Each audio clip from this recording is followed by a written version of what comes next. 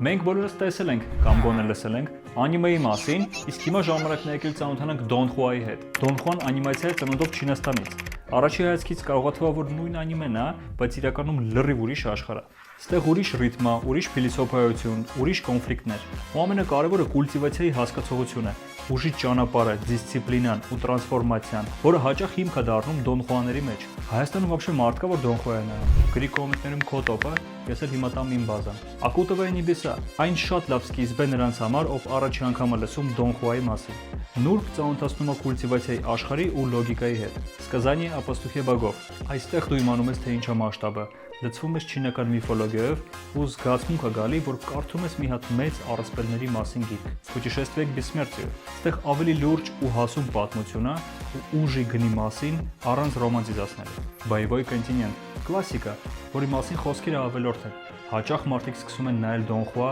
հենց ստեյից։ Расколотая битва синих небес, ասպարեզի ամենապոպուլյար գործերից, որից հաստատ վիզուալ հաճույք կստանաս նայելը։ Դրեք լայք ու գրեք կոմենտներում, թե որ Դոն Խուայի մասին կուզեք լսեք հաջորդ վիդեոյում։